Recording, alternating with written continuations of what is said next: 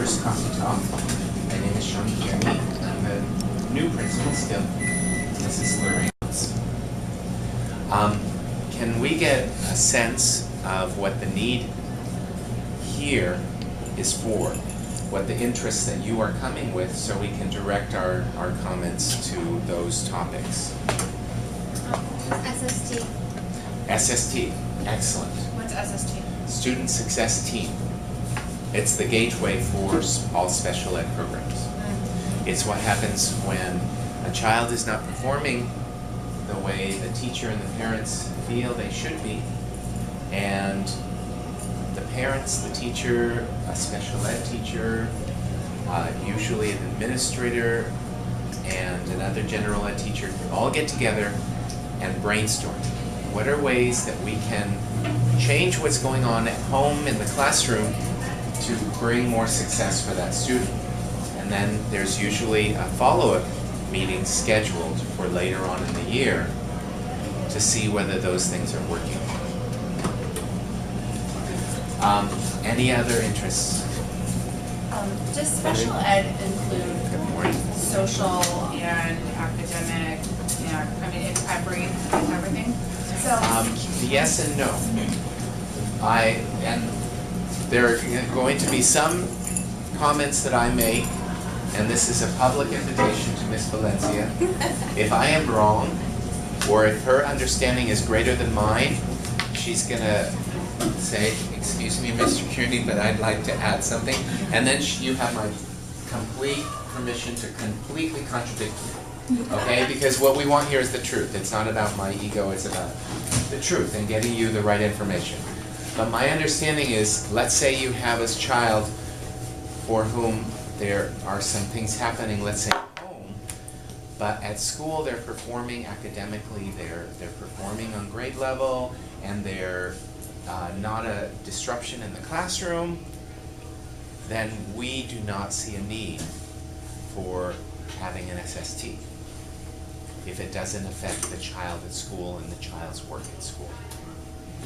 If the child's emotional issues are an impediment to that child's education, that's when it will become an issue for us. Or if the child's emotional issues present obstacles for the teacher and the rest of the class. That too is an area of interest for us. Other areas of interest, just so we know how to gear our talk. Castle Heights is my home school. My son's in a special day class at Canfield, and I'm just trying to get to know more about the programs offered here, because we would eventually like to move him back here. Okay, special day class here at Castle Heights. What is your interest? Oh, I just got you after you took a bite. Sorry. And I'd gladly come back to you, but. We're just here to sit in and see. Okay. Just information. Yeah. Information is power! Yes, it is. Now, wait. As much information I can get today, it's fine. Hey, sorry. We were having trouble locating. I brought some friends. Please come in and have a seat. I know we're cramped, but a last minute change, something that wasn't in the auditorium book, but is nonetheless very valuable. This is Mrs. Nicole Schussel. She's our speech and language provider, and she's also has a background in behavior support. So she is talented, as is Miss Valencia in RSP, and otherwise people are here to listen. For the people who just came in, I hate to put you on the spot, but we want to talk about topics that are of interest. So do you have a specific interest in coming here, like SST or something like that, or do you want to find out just more information? I don't want information. Okay.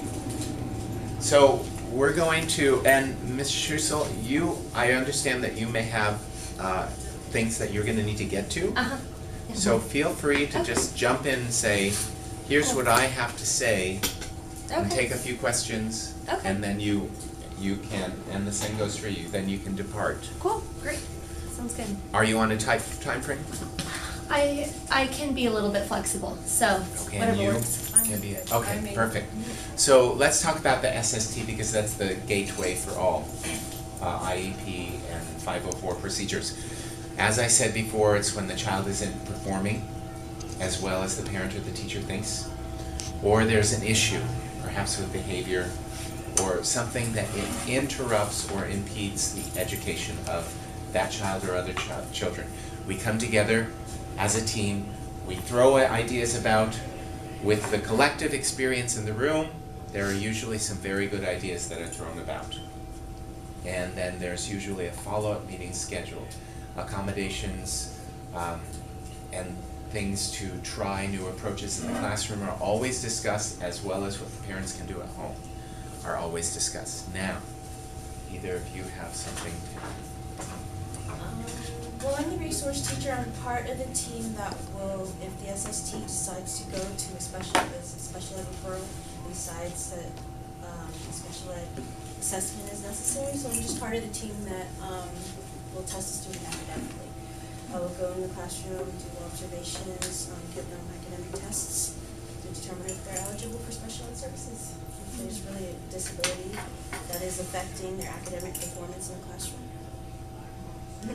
And my role in that is after, maybe there's a language issue or we've got a kid with articulation issues.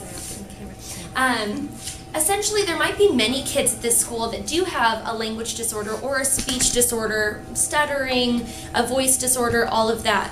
However, in order for me to provide services, it has to be negatively impacting their ability to access their general curriculum. So maybe we've got a 7-year-old that says their R is a little strange or their S is a little differently. But if we can understand what they're saying, it's not impacting their ability to participate in the classroom, that's something completely different. I've worked in the clinic setting, so I understand there's a different model for that, and we want to be working on that maybe in a different setting. But as far as what the school district provides and what we're looking at, it's got to be negatively impacting how they perform in the classroom setting. So that can present itself in a variety of ways. This is our school psychologist, Ms. Coleman. Hi, you. I come in and have No, I come was on in the in. wrong place. No, so are we. I have just a little handout. This is some articulation norms. They are different for females and males. So boys have different developmental levels than girls do, which I like to remind my husband of often. So I just wanted to give this to you guys as a reference. This is not a hard and fast rule. In fact, at the top it talks about these are generally the ages when certain sounds are produced.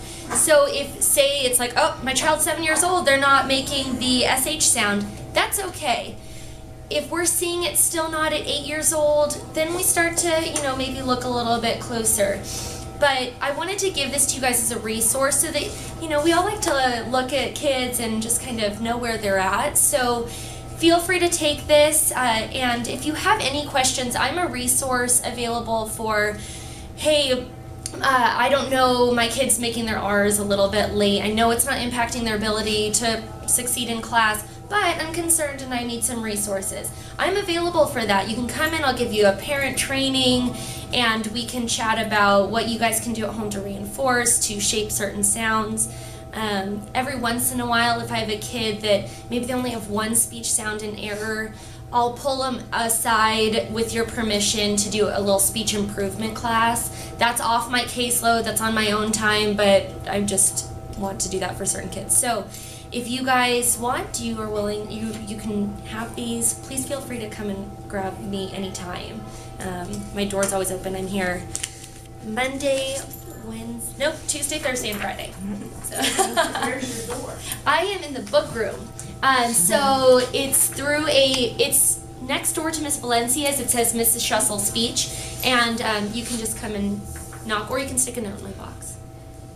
Does anybody have any questions about? Yeah, go for it. Yes, just when you were saying I have two girls, Uh-huh. a 7 and a 5, but Mhm. the 5 has the R and the Okay. S. Uh-huh.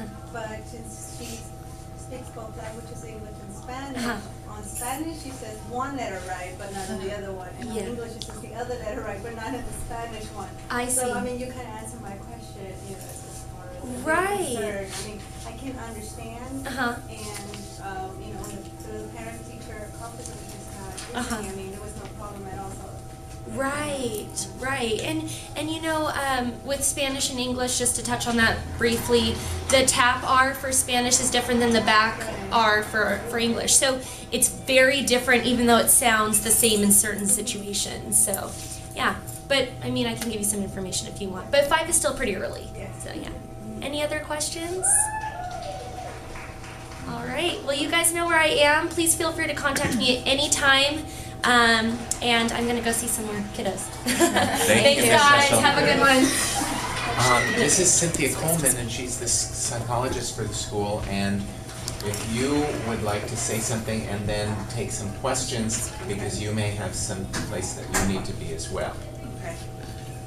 As he said, I'm Cynthia Coleman. I'm a school psychologist. I'm assigned here every Friday and then some Thursdays I'm here. And what my job comprises of is assessments. I assess for learning disabilities, for autism, for we call them intellectual disabilities now, for MR. We also look for what falls under other health impaired, which is ADHD. And we're part of a team, and I'm part of that team, which actually does the assessment with Ms. Valencia. And so that's part of my job. I do assessments, and then there's another part that I do, which is counseling, which is called designated instructional counseling. It usually goes along with what's called an IEP, which is an individualized educational program for a child. And counseling usually comes through that process sometimes, but also I'm able to see students outside of the IEP process, just as a student here who might need additional support. But there is a permission form, and we'd have to see if that would be feasible to do it here at school, because it's more school-based counseling. So it's along the lines of getting along with peers maybe, or self-esteem. If there's more family concerns and things, then it's best to probably see someone outside of the school. And then we can also help with making referrals for things like that. So that's what I do here. So if you have questions, you can ask me, and then I can get a little more specific. If you have any questions, yes. My daughter is not a disruption in class and is academically on par as far as I can tell. She's in first, so she's pre-K. But socially, she gravitates toward adults and won't engage with her peers, and is very concerned about losing and competition, and doesn't engage in anything that might make her vulnerable to losing. So I'm considering sending her to a private school where it's a responsive classroom style rather than to Castle Heights, because I'm getting a sense that academic achievement and disruption in class is really the priority, and there may not be the space to help her through this and working with her peers. But can you debunk that for me, or am I correct?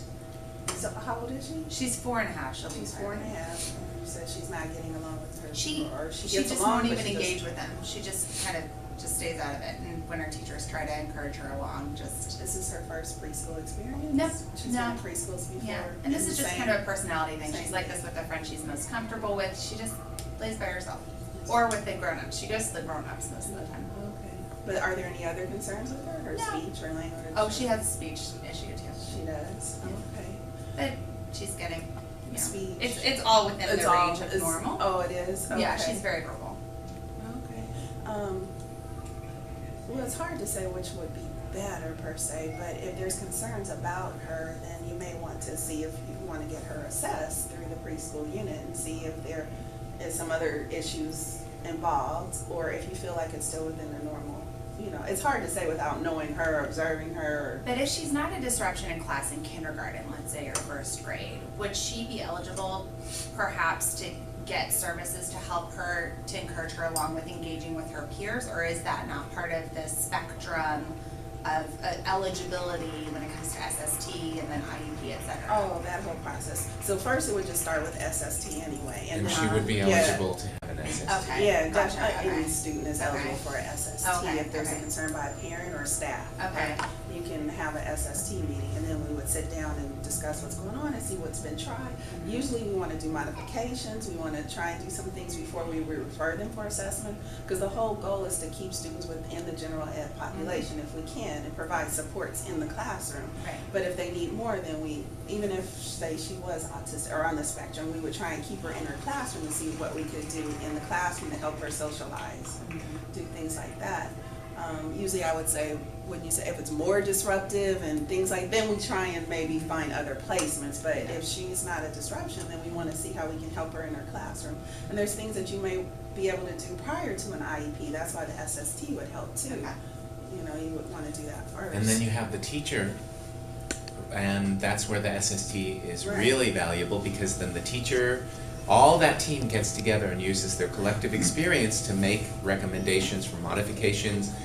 Maybe she would be part of a group that Ms. Coleman said is off of her IEP load. But it all depends on what the team feels.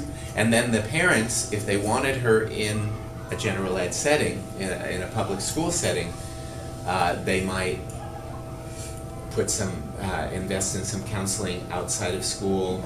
We would give suggestions like have play dates, and when you have a child who gets along with that child, and then talk her through, be part of the process with that other child on the play date. So you'd have a team working around that child, which is what the SST is about. And then if you even want an assessment, you have to go through your public school anyway to get the assessment. So even if she's at a private school, a private placement, you'd have to come back here to do the assessment. And then the services, from what I most recently have always been, not always, but more recently have been done at the school site, any of the public schools. So the offer is usually to enroll her here. In the past, it's been where a kid could attend private school and then to get services at the private school, but it's very limited now. It may even just be consultation based, you know, with the private school. So if she needs more services, it would come back. You have to come back to the public school, just to keep in Yeah, mind. no, I mean, that's just so good to you know. I'd rather have her in the public school. Right. And something that has historically been an issue at this school is that Ms. Coleman and the other school psychologists that have been here who have been inundated with assessment requests. So it's really important to reinforce the idea that we do begin with an SST, and we try to make modifications that will be successful, and we may even have a follow-up SST, not just for referral to special education, but to fine-tune our modifications, and if we see movement, to continue with that growth, because as Ms. Coleman said, our objective is that children will remain in the general education program. So that is the least restrictive environment, and that's what we want the children to have. We want to have for them to be in the least restrictive environment and to be in general ed. So we don't ever just go right to assessment. It's not sound. It's not in the best interest of the child. Thank you. Any other questions for Ms. Coleman? No, I had a quick. Do you have a question for Ms. I Coleman? have a question about my daughter. She's academically very good, but she has a problem following order. She listened to orders like 3 days ago. She took herself, she's 5 years old, she took herself and walked out of the classroom because she gets mad about something. So, I mean, very much I mean, following order even at home is getting harder and harder, you know. But I'm trying to work on it. Any suggestion? And what grade is she? She's in kindergarten. Oh, she's so little. She's I was thinking like No, I she's mean, fifth grade. She's little, but she's mighty. She's been here for a month, but she's been to his office twice already. Oh, no, not twice. Maybe a little more. But, you know, we're working together, and that's the point. Yeah. We're working together, and she is responding. She is responding. Has she had an SST? Yes. Yeah, we Actually, did. last month, Last we month, had yes. an SST, and so we got together and we talked about it. Yes, she did. She did last month.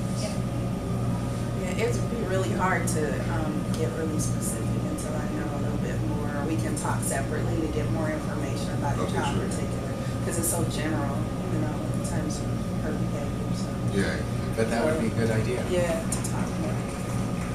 maybe any other questions that might be a little more general. Well, I just had a question about the SST. Does the SST follow the child throughout Castle Heights, or? No, it does not. That's why it's always recommended that a follow-up SST within the same year, at that second meeting where you're checking to see if progress has been made, then you can formalize if progress is being made and you want to avoid the whole special education aspect of it, and if you see movement and you feel that is going to take care of problems, we can always make sure that the new teacher will get that information, that the new teacher can be brought up to speed and informed of all the modifications that have been tried and what is working. Okay, so it'll remain in the child's file. Yes, Okay. if that is decided upon, yes. Okay. Oh, and I made the comment to Ms. Valencia. If you see me making a mistake, don't hesitate. You have my full permission. Mr. Kearney, that's wrong. Because I want these people to get the right information. That's number one importance. What is the program where children are bused in the morning and taken up to those classrooms in the front? We have two. We have a pre-K program for moderate to severe autistic children. And then we have a KIT program, which is a kids intensive therapy. Thank you. Thank you. Graduate. And for the KIT, there are a number of schools that feed into our school. And it's a pre-kinder, so to speak, as well. Yeah. And then they stay at Castle Heights after that? Not necessarily. It depends on what their home school is. And Yeah, I mean, one of the reasons I'm here is because it is such a lovely program for children with an autism diagnosis, and then once they reach kindergarten, there isn't a special day option here at this school. Right. And just to talk a little bit about our special day class, it ranges. Sometimes it's grades 3 through 5, sometimes it's grades 2 through 5.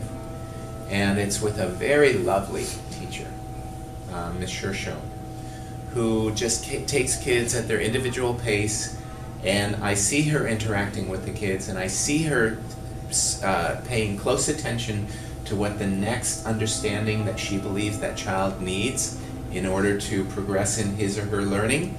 She pays very particular attention to that, but it's all in the most patient, the most supportive, the most nurturing setting. And the expectations for the children's behavior is very high. She expects them to be responsible, and she expects them to take a lot of responsibility for their learning, and she is kind of a facilitator. Since she has so many grade levels, she cannot be the teacher in the traditional sense, where there's a lot of whole group instruction because they're working at different levels. And they are on an alternate curriculum, which means they're working at their own pace, but she does follow their progress, and it's a wonderful place, I believe, for a special day student to be. Why does it stop at kindergarten, which is probably a bigger question, where does the funding come from for that program? Well, it's not as much funding as it is numbers. If for some reason we had a huge bubble of kinders who qualified for special day program, then we would have it. But it's a matter of numbers, and you can correct me if I'm wrong, and please do. But it's all in where our children who have that eligibility fall. Since you're not going to have a K-5 classroom, that's not practical, because the younger kids do need more hands-on, more guidance, more closer guidance and instruction. Some schools have the numbers to have a primary special day class and an upper grade special day class. We simply don't have those numbers. Paid by LAUSD? It is paid through the special education program services of LAUSD, according to our numbers. There has to be a program, I don't know off the top of my head, but close by. There might be another school that has it. Like You know, Canfield. Is it Canfield? Okay, yeah, usually it's. really close. And then you might have a more specialized class to have an AUT class, an autism class. So, you know, as long as there's something nearby that the district can offer. Can you go over what a 504? A 504, and I need lots of input because it's a specialized program that is not included in the special education program per se. But let's say there's a specific diagnosis, let's say anxiety disorder, or maybe ADHD.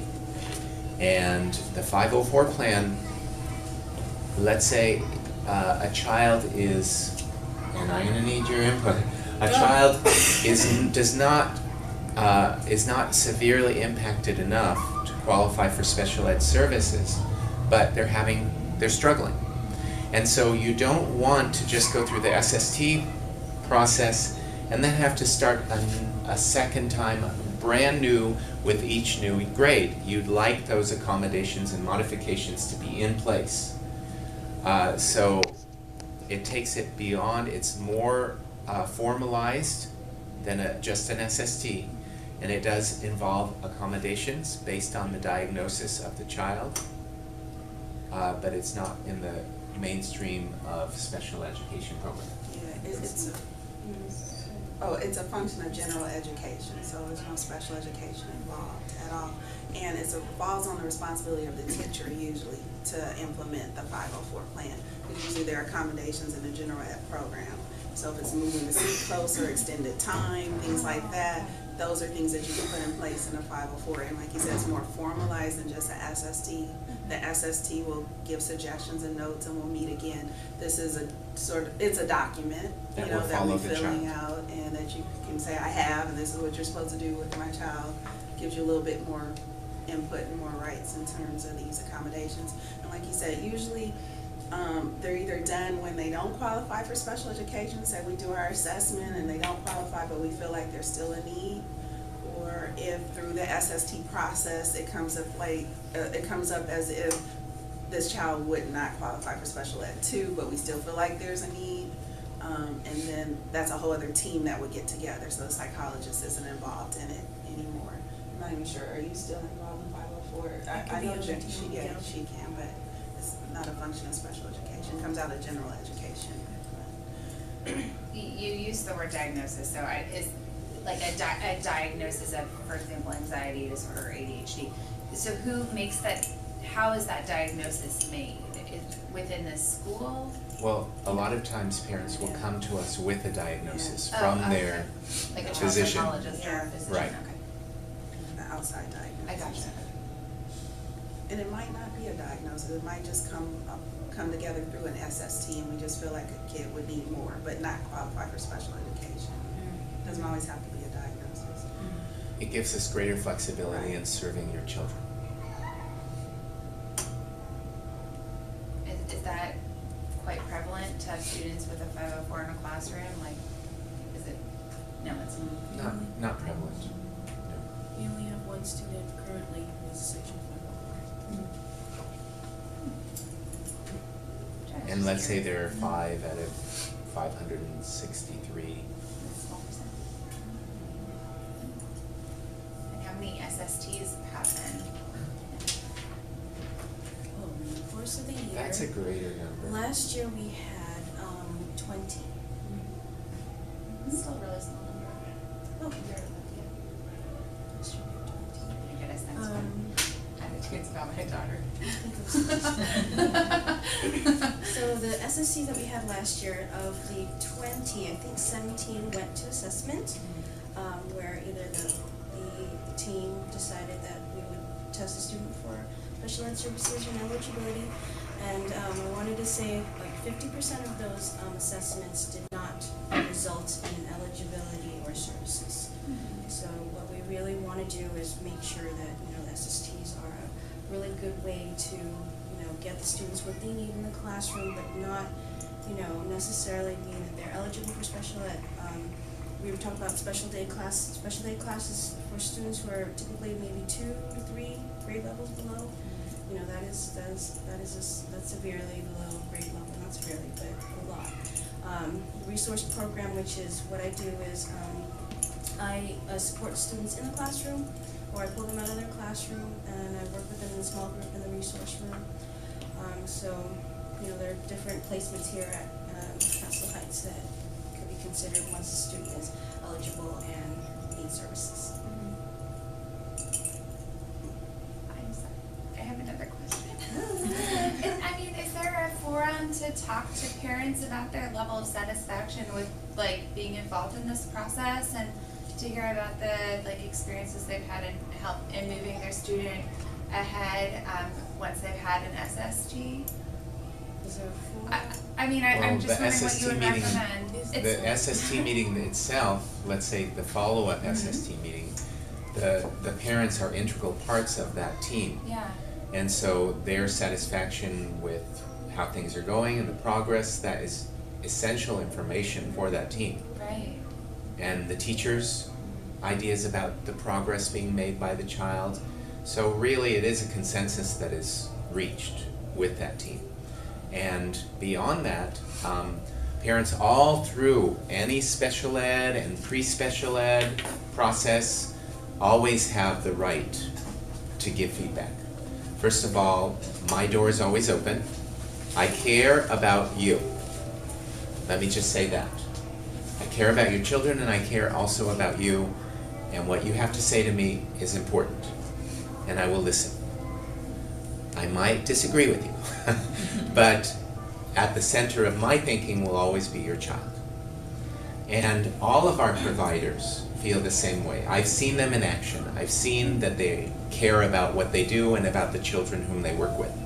So, and then to go more formally than that, LEUSD absolutely ensures that you have right of redress, that you have all the rights in the process, that you are integrally involved in the process, and that if you are not satisfied, that you have multiple ways to express that.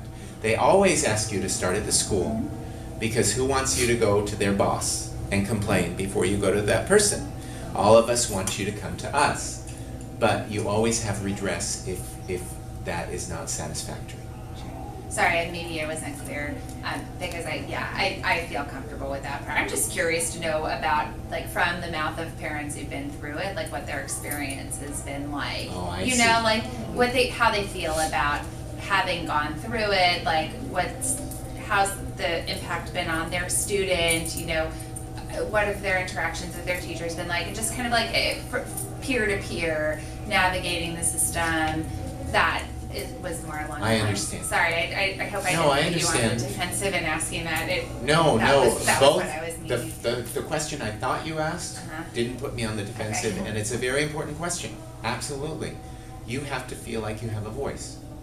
And the question that you in fact asked To be asking. is also important, but it's a less formal structure.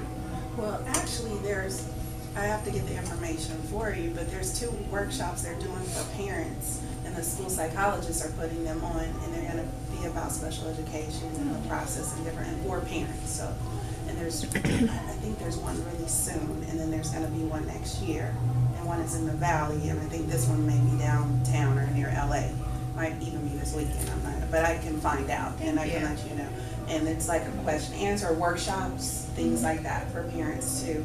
I'm not sure how they put it out to the parents or the flyers, but I can find out for you. But it sounds like you're talking about a network of like parents and resource, like you can find out their experiences and I mean, I was like even- she's gone through something as you see here. Yeah, totally. Once you have an Brought up IEP, in- you're put on a list and you Oh, get okay. invited to Okay. special Do workshops. you know what I'm things like that. talking Yeah, about? it's this weekend. It's this, oh, maybe you Yeah. can get the information if you have it. There's 2 of them. Yeah. Yeah. And then through the process, you're gonna meet other parents. Yeah. I wish we did. I Yeah. really, because it's a good idea. I wish we had like a bulletin board, so to speak, online or through meetings? Well, we have our email distribution list in our Facebook group and stuff. I mean, I was thinking like if there weren't a group, I could easily post something like, hey, if you feel comfortable getting in touch with me and you've been through the SST process, Oh, like that's nice. just curious to hear about your feedback. I think like that would let people opt in if they're part of the Yeah, network. and there's always going to be anxiety around that process. Sure. And so it always feels better to talk to somebody who's been through that process and navigated those waters and say, oh, it's not as bad, it's not as scary as you think it will be, and this is what happened. So, of course, it's like a support group. It's not. I'm just kidding. It's not as bad as you think. Anybody else? Do you have enough information following up with, in terms of I think SST? so. We're actually having a follow-up meeting next week. Good, So, good, you know, good. yeah.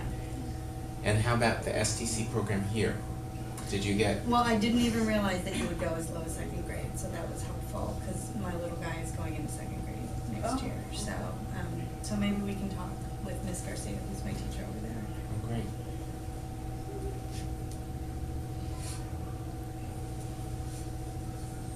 Any other questions?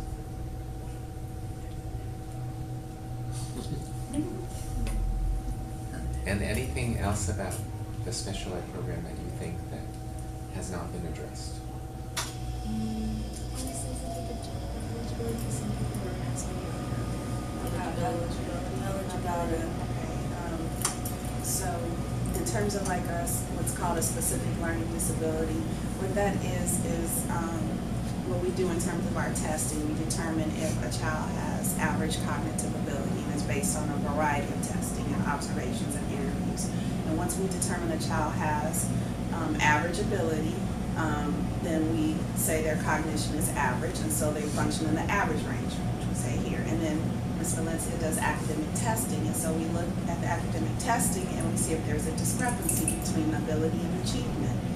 So the definition of a learning disability, part of it is there has to be this discrepancy. And so once she tests, we'll see, and then we combine it with the classroom and grades, and we look at scores and everything, and we say, okay, there is this discrepancy.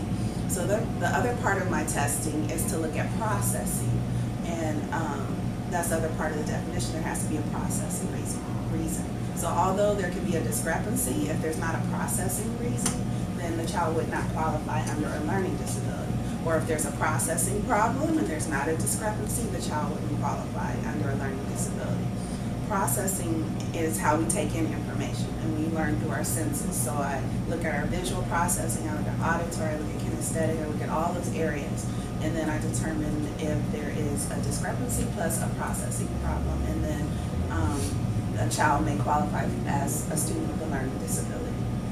In terms of other health impaired, which is another eligibility criteria, the area that we look at mostly is ADHD, but other health impaired could include asthma, it can include other health concerns, but the part in which we're involved is usually ADHD, which falls under other health impaired.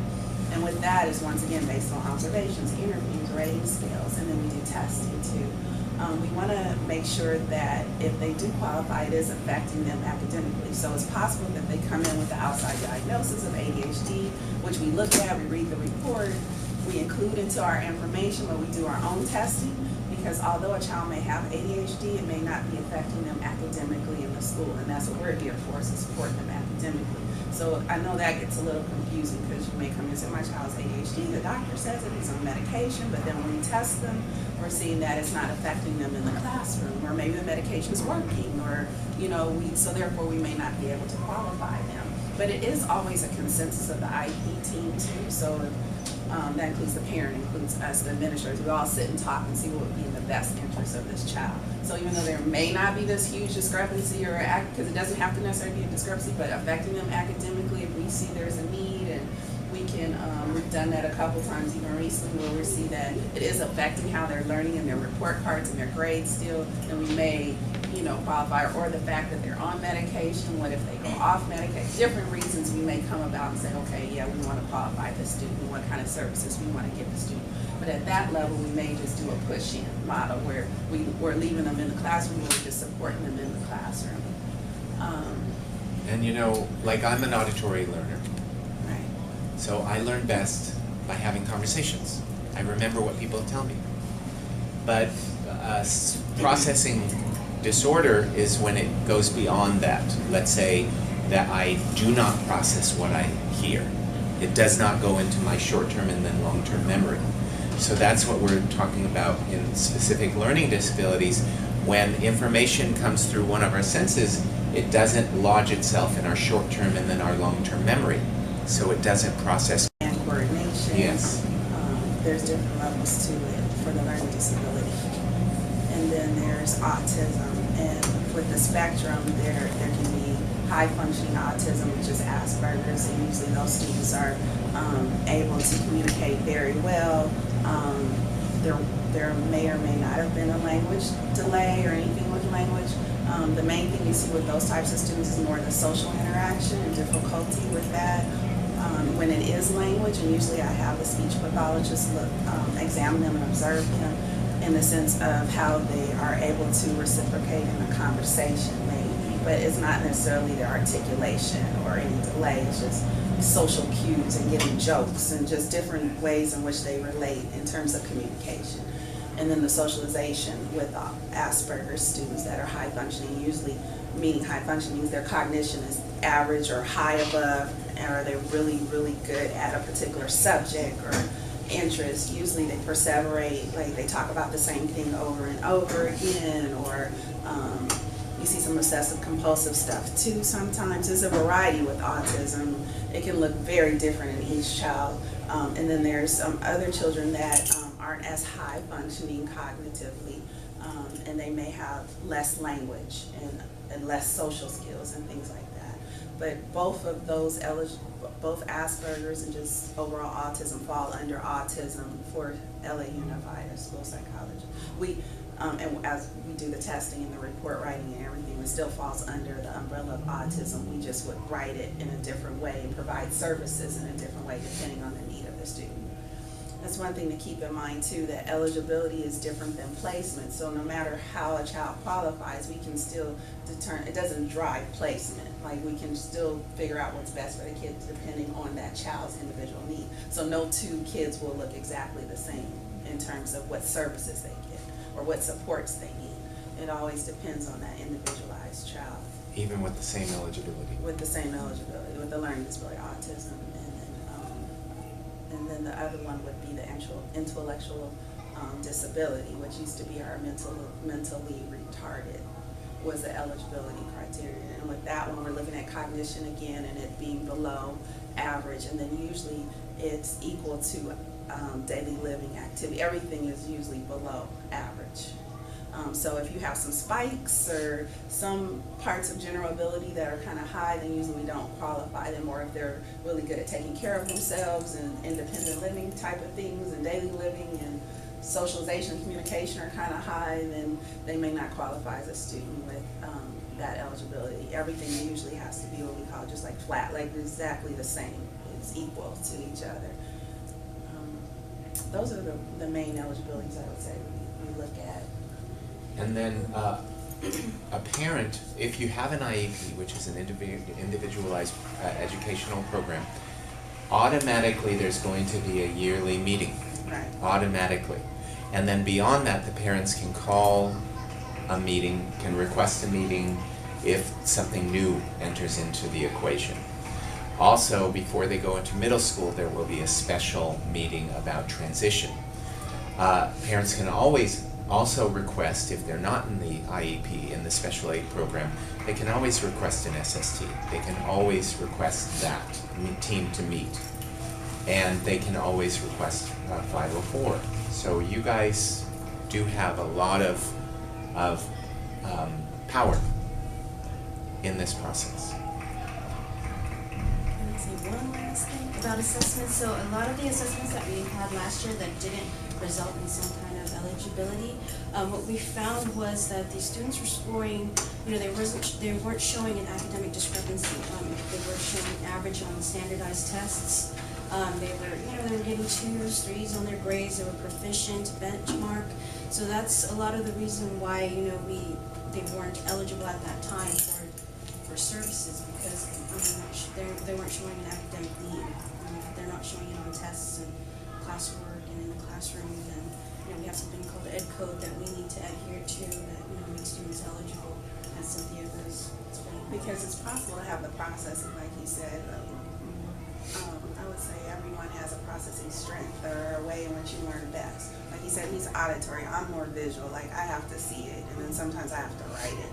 So like if he were to give me a telephone number right now, I'd have to either repeat it back and I actually have to write, just because that's my strength. But what you do is you learn to compensate for whatever it is. Like if you know you're more visual, then you say, can you put it in writing for me? Or if you know you're more auditory, right, you need to hear someone say, or you have to repeat it back so you can remember it. So that's kind of what they do in resource too, is they help with their processing strengths and weaknesses. But it does have to be to a certain degree to affect them academically, because we can test everyone and see someone's stronger here or less here. There's some that are going to be very low, and those are the ones that we're looking at. They're not getting the information, able to really process it so they can learn and move forward, and they need the extra support that resource or special they can give them so that they can get their skills up. And there's the goal, once again, to have them go back into the general education, setting, and have those experiences too, and not just be in that. But if they need it, they need it, and it's there for them. And special education, in terms of IEP, can follow them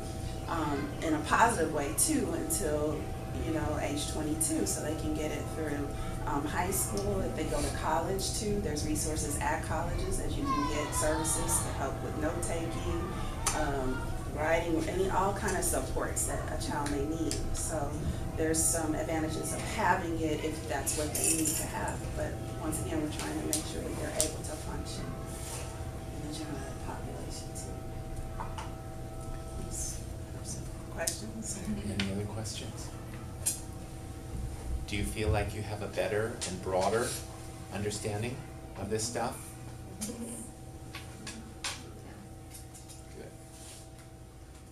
Then we've done our job.